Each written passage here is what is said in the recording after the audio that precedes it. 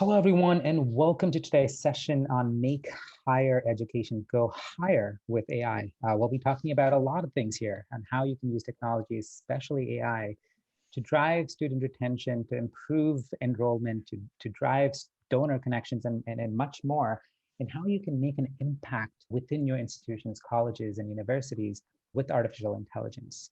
We have Boomi and Aible as part of this session today, and I am very excited that we have two incredible people with a vast amount of experience joining this discussion. Please remember, for those of you who are watching this live, that you will be able to send your questions across in the chat button, and we will be able to get back to you as soon as possible. But do try and make this interactive, because we have fantastic panelists who can field some of your questions that persist. To get started with this, why don't I let my wonderful panelists introduce themselves. Kamalika is a friend of mine. I've worked with her in a former life, and is definitely what I categorize as a thought leader in this space. Never afraid of taking a large step, especially in higher education. So Kamalika, please introduce yourself to this audience. Hello, everyone. And Vijay, thank you for organizing. Thank you for having me here as a panelist. I'm Kamalika Sandell, CIO at New Jersey Institute of Technology. It's a tech institute in Newark, New Jersey. I've had a long career, very immersive career with tech.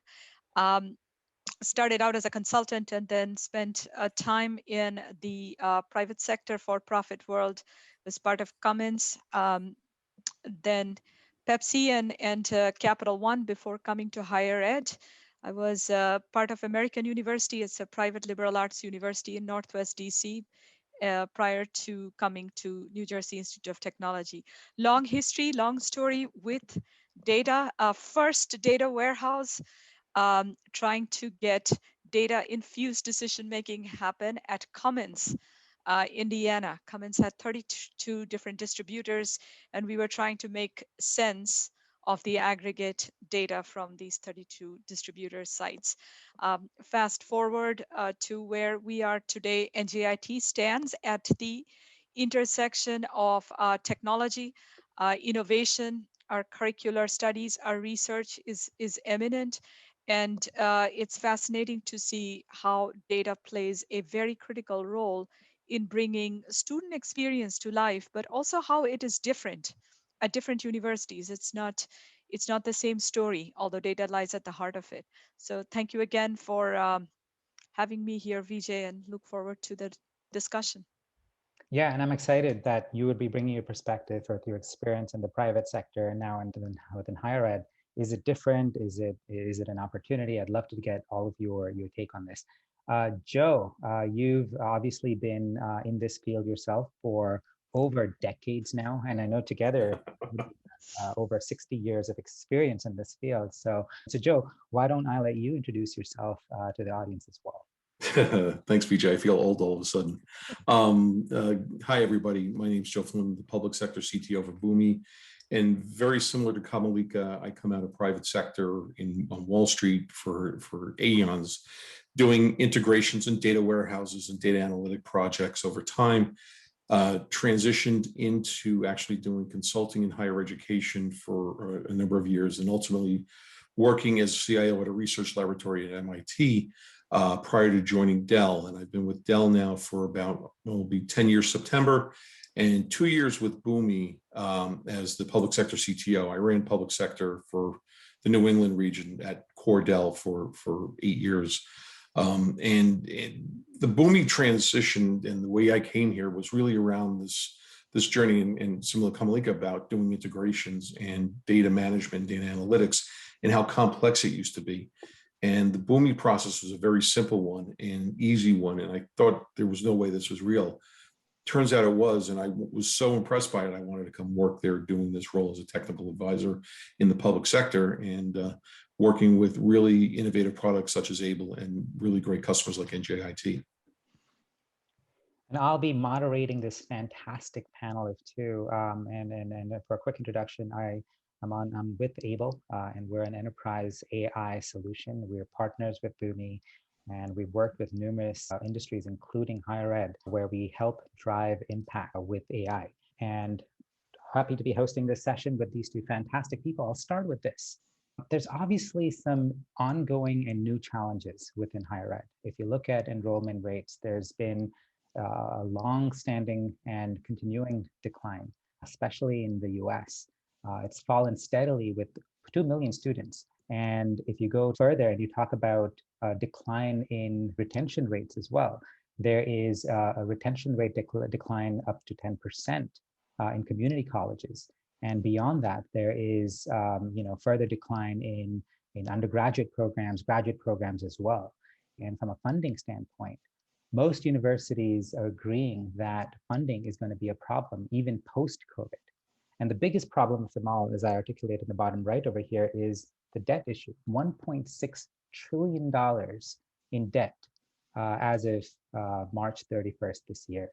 So if you think about all of this, right, and if you think of the changes that COVID brought on, moving in person to virtual, the changes that the technology landscape with Microsoft and Google and all of the online education programs that are coming on, this industry is going to see a lot of changes in the coming years, and quick.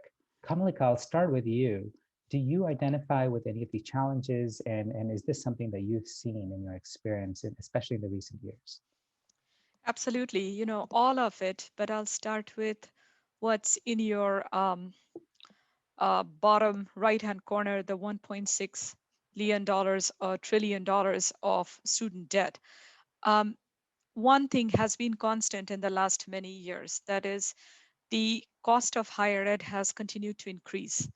It just has. We look at the rising costs, and if you project it, it's astronomical that we can't keep up with it. There has to be other ways to contain this cost.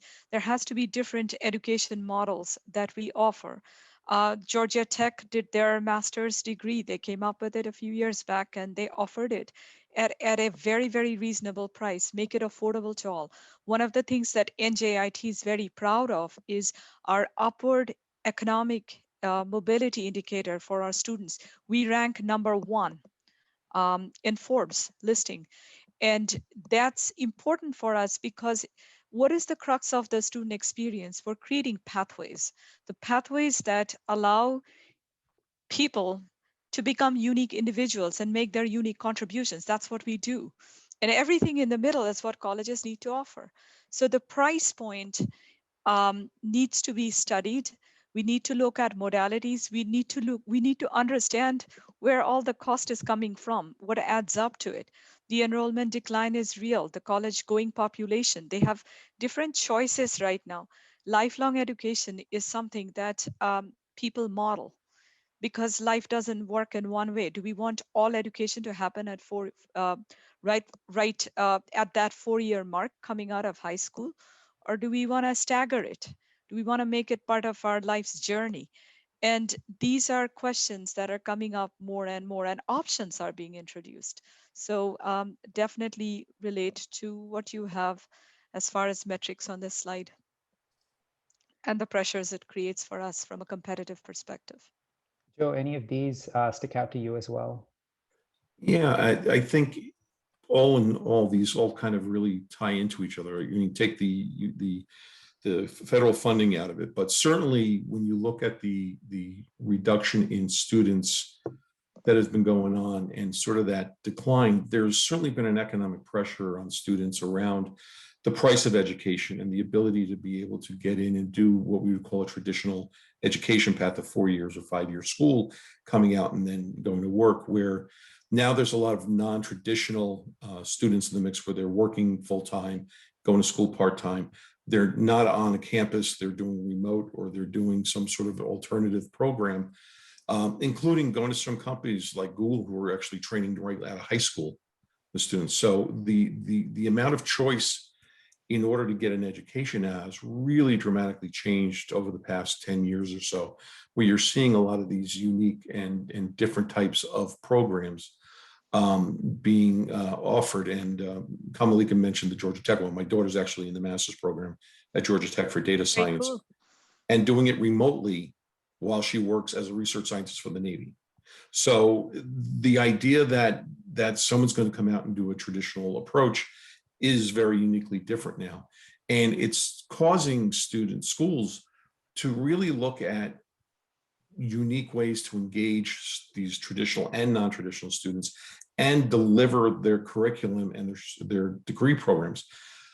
So whether it's an actual 4-year degree or a combined master's degree with maybe a work study integrated into the program, or micro certs services or micro certifications, professional licensing type of courses and stuff, you're starting to see this mix become really significant as we move forward. In terms of the student loan debt, personally, again, with 3 kids that just finished school and are out in the work world, the burden of the student loan debt is so dramatic on these kids that they hear about it in the news now all the time. And so I think they're starting to realize that, hey, I can get where I need to get to from a career pathing perspective and my education perspective, and not go through the traditional education path. And it's put tremendous pressure on the universities to keep up with that and figure out how they're going to be able to solve the problem, not the problem, but how they take advantage of the opportunity to transition what they're doing currently from a degree program and an education development program to these students as the student population varies and changes over time. The key thing for me is, there's a lot of parallels between public sector and higher ed and the private sector. We've obviously worked with a lot of private sector, but also with higher ed and government entities. And we've noticed that there are some industries that are a lot more open to trying new technologies, to helping them take advantage of innovation to help them solve these challenges. For example, we worked with a manufacturing entity. Their name actually is right up there, Miro Manufacturing, who was able to use AI to identify $3 million in additional sales leads within a few hours of using Aible. Similarly, with a SaaS healthcare provider, the third one here is actually an online university who used Aible to reduce churn issues with their students, because they realized by focusing on the students who are at risk and protecting that tuition income, they can make an impact. Now, there are all of these use cases across all of these industries, including higher ed, as I mentioned. If you look at the data that's out there today, there is an investment in technology and innovation, specifically in AI, that has gone up tremendously, projected to go much higher, up to $25 billion in 2030, specifically for higher ed. There was a survey by Microsoft and the Times Higher Ed survey team where they found that 95% of universities agree that AI represents an opportunity. Focusing specifically on innovation and artificial intelligence, my question to you, Joe, I'll start with you.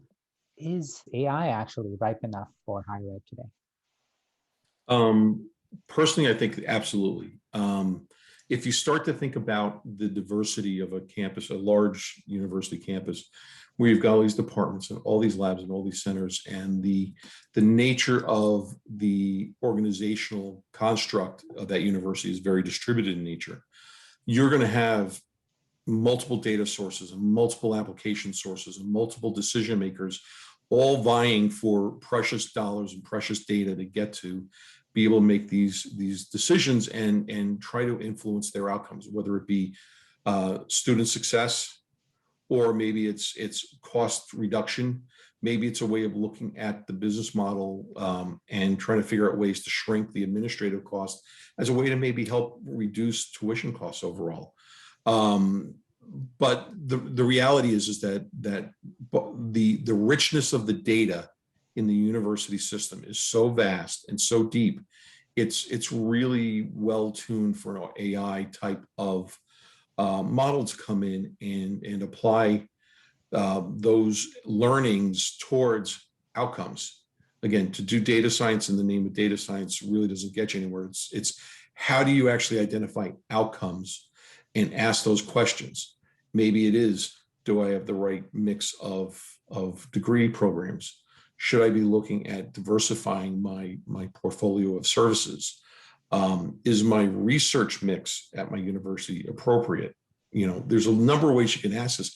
Ultimately leading into, is my endowment development optimized to engage all of our alumni.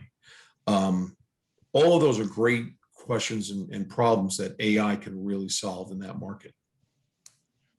Kamalika, I know you have definitely not been afraid of technology and innovation from the very, I've known you for, close to a decade now. And I know where you've dabbled with analytics and then data discovery and on when that was prime in the market. And today AI and all of that has come to the forefront. How do you think about this, especially when it comes to your experience in actually having rolled out innovation and actually seen benefits from it? I'm excited about the implications and applications of AI to our world. You saw me 10 years back, how excited I was to incorporate enterprise analytics at all levels and get a really data-infused, data-driven campus, because institutions are known for their institutional memory. And this is a core strength of institutions, that they have been here in many cases. NJIT has been here from the 1970s. American University was 125 years plus and counting when I was there. So institutions are known for institutional memory. It's a plus. But the context keeps changing dynamically at a pace that we've never seen before. That's not going to scale down. It's going to continue at that pace. Uncertainties are going to come. And we saw it last year, but even before that, we saw changes. So if you think of the changes to the context itself in which we are providing education, we need data at a more granular level than what structured analytics provided us. So that's number one.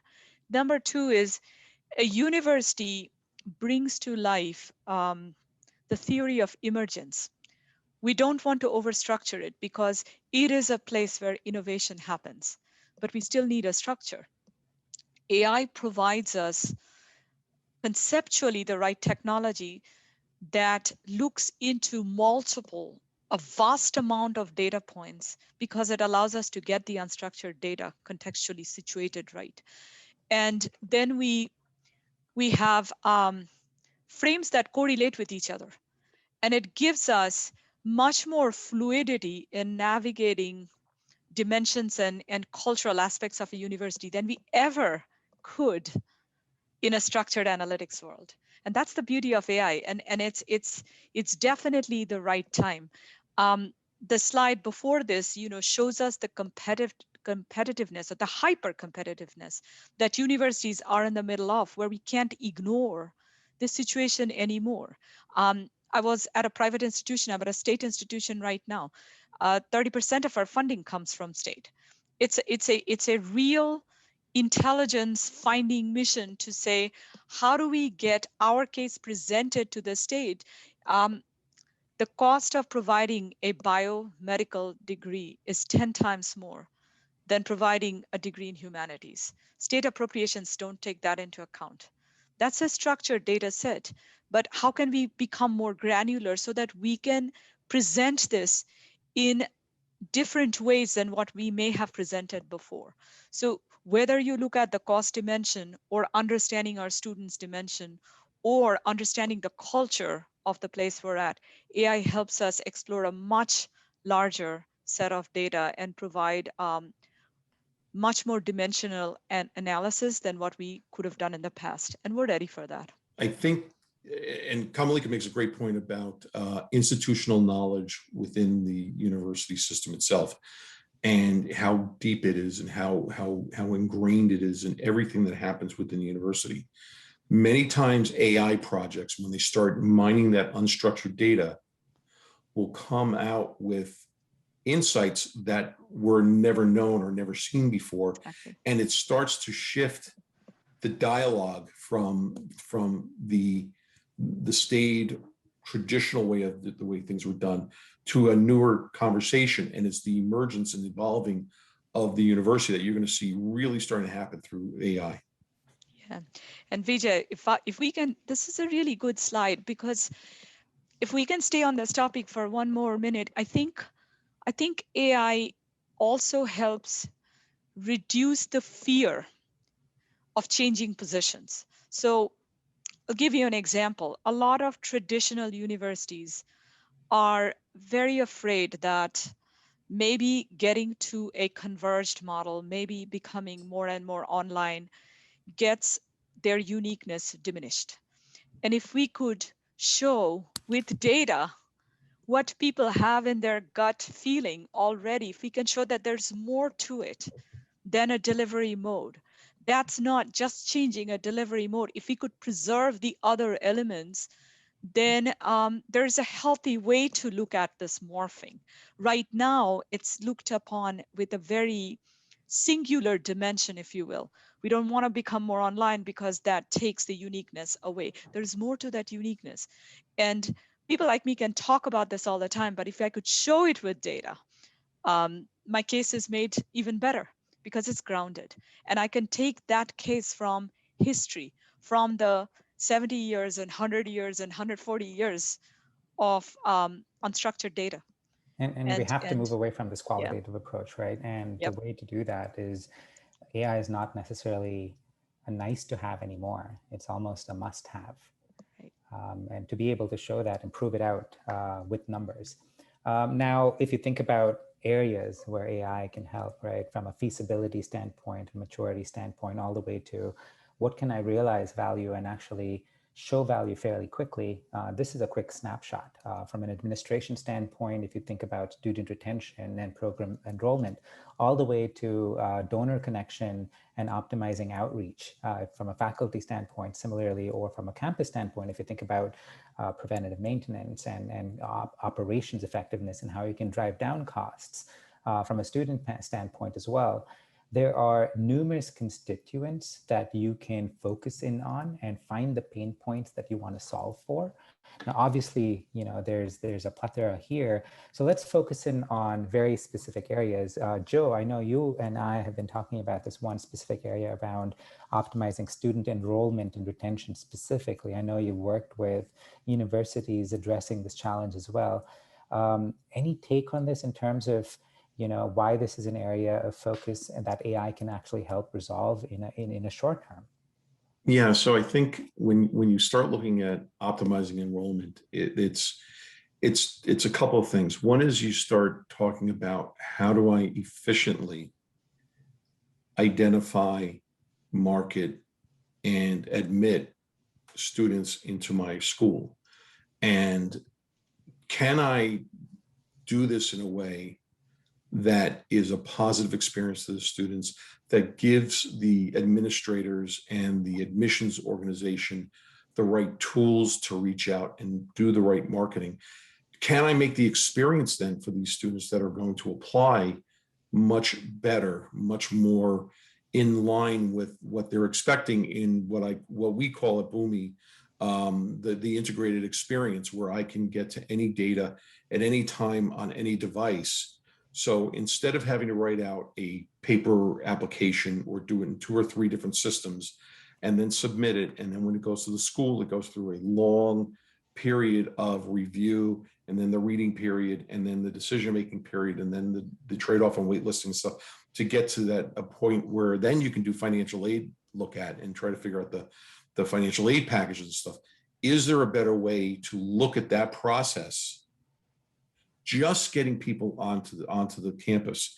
One of the schools that we've worked with, Barry University, did a study, or actually they did a program where they were looking to accelerate their admissions processes for students coming to the school. Part of it is, if I can get through the admission process quicker and I can get to a final aid package decision quicker, the student is more likely to want to come to that university because they know they've got their package and they know they've got their seat. So by being faster, it's first to market kind of approach to students. If I'm able to get to the students quicker and faster and get the decision-making done quicker, it's going to create a very positive experience for that student. They're going to feel wanted. They're going to feel like they're going to be in community there. It also helps to reduce the price of the admissions processes within the school itself. So where Boomi as a tool worked really well to integrate all these systems together and all these data sources around a student went onto a website and said, oh, Barry University might be something interesting to me. all the way through the admissions process, the acceptance process, the dorm assignment process, matriculation, et cetera, became a very positive experience. And what we've seen and what I've experienced in my past, in my consulting life is there are certain points in the experience that a student has with the school long-term that the more positive they are, the higher it improves their alignment and tie to the alumni association and ultimately donor development. So if I can create really great positive experiences around admissions, living experience, social life, dorms, then the actual education experience, by the time a student comes out of the school, they're going to have such a positive tie to that school and university that it's going to ultimately make them closer post graduation. Using tools like artificial intelligence and mining data, and the more they try to optimize these systems and tools, the more data there's going to be able to be mined in the AI, the better they can get at making the decisions about how to accelerate this, how to tighten it up, how to make better decisions. How do I then ultimately deal with student retention and student outcomes? Do I know that I can look at a student's record and what they're doing? They're not going to class, they're not turning in assignments, and whatever it may be, and have an intervention well in advance of the student deciding not to come back. AI is ripe for all of that. Yeah, and at Aible, like I said earlier, right, we're solving these problems around customer churn and lead scoring, et cetera, across all of the industries. It's the same exact principles when we think about higher ed from a student standpoint as well. Kamalika, I know you've talked about driving student faculty performance and including some of the aspects around what Joe was talking about, where you drive donor connections and prioritization as you think through the longevity and the success of a student from a measurable standpoint. Any thoughts around these use cases specifically? They're all connected and they build on each other. So Joe talked about the first engagement as an applicant that someone's having with the institution. Every engagement counts. They may choose to not come to the institution this round. What if they come back with lifelong learning 8 years later, 5 years later, 10 years later, right? So we cannot undermine the value of any interactions anymore. They all count, regardless of the immediate outcome. And I think that's fundamentally something that higher ed is beginning to look at as a differentiator, that we need to mine all this data because outcome is not measured just at the immediate point of time. It's measured over a long haul. What if they had a great interaction and they can make a referral to a certificate program that they just found on the site? So understanding their interests and taking them through a good experience and letting them be the architects of that experience. See how personal that journey is. And I can optimize a process, but I need to allow a constituent to take their personal journey through the process, start and stop anytime in that process that they wanted to, deviate, digress, take other interesting paths, any which way they wanted. All of that journey is influenced by data and influenced by AI. Then if they are our students, then we need to look at the totality of who they are and the totality of their interactions with the institutions. They have, of course, they have curricular interactions. They're in a course, they're in a program, they have their advisors, they have their faculty. But we need to take into considerations that there is more going on with that individual than the sum total of their curricular interactions. They may be, there was one institution that we had looked at, there was a big goal to get students. That's what at American University, at one point, we were invested in getting students from the West Coast. Well, guess what happens when students come from the West Coast to the East Coast? They may not have family in the East Coast. They might be suffering from a loss of a sense of belonging. So if we just looked at their grades and didn't look at everything else, we wouldn't know that it's not their grades or their curricular challenge that's an issue. It has everything to do with the fact that they might be missing their home and their family. So looking at the sum total of their data is important. I had we did some very interesting focus groups with students when I was at American University, and one of the things that always stuck with me is a student said that, just because I don't want to participate in clubs doesn't mean that I'm not content with AU.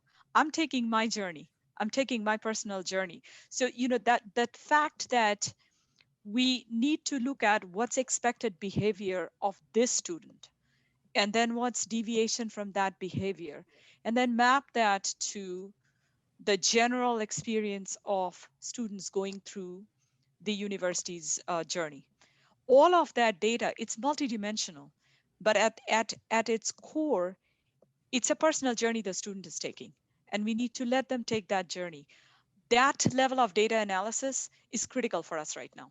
And looking at the student performance, looking at faculty performance. I mean, faculty is we've not talked a lot about faculty here. Take NJIT as an example. We're a research institute. We're one of 130 R1 universities in the United States. And it's very important that we allow faculty to conduct research, because that's how we keep staying in R1. And that research opportunities is what students are coming here for, right? But we can't have our faculty do everything. They can't do multi-million dollars of research and participate in um, X number of credit bearing program teaching and participate in being thought leaders for the rest of us.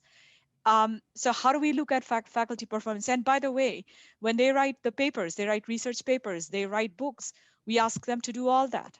So how do we look at faculty performance and look at the factors that makes a difference to them? And again, let them take their personal journey and add eminence to the university and help the students in the process of doing so, all of that. So, and finally, getting to your improving donor connection, start at the first part of the process. Engaged students are going to be engaged and alumni. Um, and by the way, if you have an applicant and we were able to connect them to an alum who speaks to them, their story, their inspiration, imagine how wonderful that experience could be, and how much that would mean to an applicant who's an applicant in that process. So the value of data is paramount in every aspect of this. And it augments the experience that we've been able to have without data in the past. Yeah, you brought up a great point around how it's not just important to look at the recommendations from what are the drivers, but also you want to balance it out between what resources that I have access to, where I can actually drive an impact within the number of administrators, the faculty, the time that they have, the number of hours that they have to be able to execute and solve these problems. The common question for most people is, where do I get started with AI, right? AI is certainly fresh and new in terms of innovation, especially to a lot of the CIOs that I've spoken to as well, whether it is from getting your data organized, whether it's from the technology and innovation standpoint, or from a broader strategy, right? Kamalika, any advice in terms of strategy for higher ed specifically when they're thinking about innovation, when they're thinking about leveraging their data to solve all these common problems? How should CIOs and provosts and other leaders in higher ed think about solving these issues with AI? It starts with understanding what our opportunities are and what the pain points are that we're trying to solve. So starting with strategies is a really good starting point. Not all institutions are the same. There is a strategic positioning that is paramount to every institution. Because of the hyper competitiveness in the industry that we talked about, because about students having multiple choices and students having the desire and the intent and the ability, frankly, to craft their personal journey. So NJIT is different from American University, and I've had the privilege of working across both these places. The distinctiveness that NJIT offers is we're tech. All our curriculum is tech infused. You can do different things here because it's a research intensive university. American University is ideas into action, actions into service. It's a different place. It's right in the heart of Washington, D.C. You can work at the Capitol, and you can have that experience. So brand positioning and understanding how to harness those core strengths and then use data to bring that to life to all its constituents, beginning with students, with our faculty, and with the university administrators, and partnership opportunities. Having a sense of those core strategies sets us nicely apart and forward in a direction that we can start leveraging the data and technology. And Joe, I know we've been partners with you for a while now at Aible and Boomi, and I think there's a nice synchronicity between the data integration component to the AI component that Aible brings to your constituents. From your standpoint, especially from a data and a technology standpoint, where folks might feel my data is not ready. Frankly, I think data is never going to be ready. What advice do you have for leaders within higher ed as they think about approaching the area of AI? Vijay, I think you make a great point in that the data is never going to be ready, right? And at some point, you either decide to get off the bench and start engaging in it or not. I remember when I was at MIT, engaging with people in the research side of the house that were asking, what are we doing with cloud? Are we in the cloud? Are we doing cloud? And it wasn't that they even knew what it was, but there was a general curiosity in understanding that it was sort of forward leaning, that we needed to be kind of doing something there. Same thing with AI. The main thing I always think of when I think of an AI project is the more data you have, the better you can get into it and really let it go and do what it can. But you have to have the right question set to at least to start. So if you're starting with, am I offering the right degree programs? You can kind of go back then and ask the questions, okay, what types of data or what sources of data do I need internal to the organization? Maybe data from EDUCAUSE and other industry groups, and how do I put it together to be able to ask that question? But you have to start with, at least frame it from the perspective of an individual problem or set of problems that you want to go after. Identify where that data is, and that's where Boomi comes into play, because Boomi, again, connecting sources and targets of information is what we do, and we do it really well. Is how do we now get that data to a point that we can identify where it's coming from, how it's going to be used, put some governance around it even. Let's say we're going to be doing a project and we want to be very sensitive to FERPA data. Can we use Boomi's data catalog and prep tools to actually go and analyze the data we're going to be using to determine how much FERPA data there is, where it is in the organization? And do we have a different governance and compliance problem that we have to solve aside from the AI part? But how do I get to the unstructured data? How do I start to bring these sources together? So that, let's say I'm looking at research dollars and yield of my program, my portfolio program. I need to be able to get data and mine data from all the various departments, labs, and centers that are doing research. Let's say it's NIH data or NIH research. We're doing, the dollars are being funded out of NIH. I have to have a way to get to that data within all the departments, labs, and centers that are working in that stuff, whether it be direct principal investigation or maybe your shared investigation with another school. How do I find that data? How do I then bring that data into a platform by which I can then run the AI on it and ask the questions of it I want to be able to deal with? So to that end, you have to find those data sources. Second, you need to be able to get agreement from those source organizations about the usage of that data, the sharing of that data or not, and contextualizing it in order to make sure that they feel that their work and their research and their portfolio is protected still, yet they're going to have a positive outcome from this. So you have to really build that case.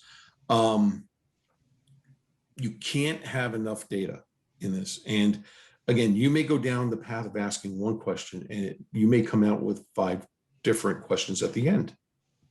You don't know. And the key really is to get up, get off your seat, put some money into it and start with a pilot. Just as in a small thing, maybe it's about student enrollment and are we getting the right people applying, and just pick a smaller project that will train you and teach you on how to work it and how to leverage it. Provide that insight back to the university at large, and when they see that there's some real value in this, then you'll have a chance to kind of start to really spin up a much larger program like Kamalika was talking about, and strategically make AI a leveraged asset across the university itself. Hopefully then improving outcomes, improving research, reducing cost of education, and ultimately creating an engaged alumni organization with lifelong learning opportunities.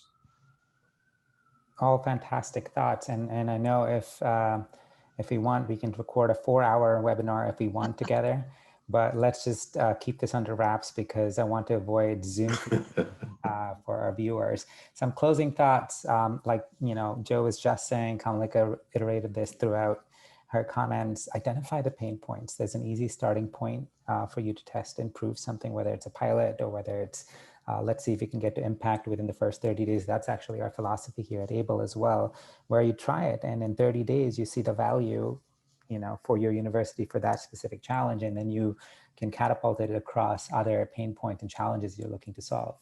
But always focus on the business objective. What are you trying to do? Is it retention versus revenue gains versus profitability or whatever that is?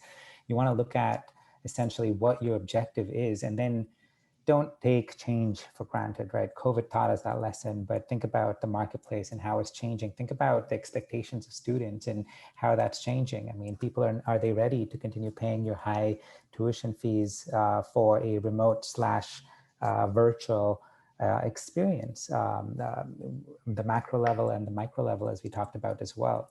Where do you get started? There's numerous reports out there. I'd like to direct you towards the Gartner's Cloud AI Developer Services report. It helps you think about how you can get started with AI even without having all of the skill sets and expertise, because that's a big concern for a lot of institutions. But again, like Joe was saying earlier, don't fret in terms of not wanting to try it. Give it a quick shot. It's a short trial experience for you to see how you can benefit from it. With the 1-month projects, you can answer questions like, is your data good enough to start training and seeing value from AI? How much value can I see and what impact can I see from AI?